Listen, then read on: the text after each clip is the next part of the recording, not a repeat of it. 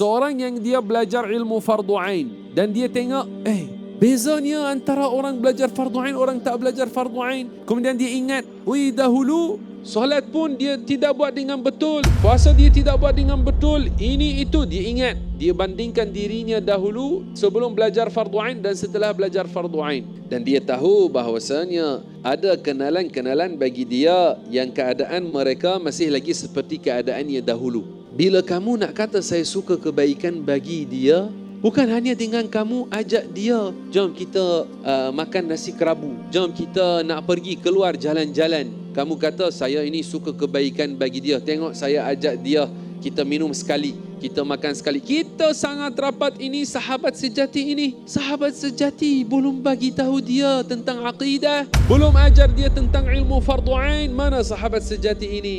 Kalau perkara paling penting kamu tidak buat terhadap dia, maka adakah minum dengan dia sedikit kopi dan makan dengan dia mi goreng itu lagi penting daripada mengajar dia ilmu fardu ain, lagi penting daripada mengajar dia aqidah? Maka orang yang mahu beramal dengan hadis ini, hendaklah dia melihat betul-betul dia sudah membuat perkara ini terhadap orang yang dia ingin mahu membuat kebaikan kepada dia atau mahu membantu tunjukkan dia cara kebaikan.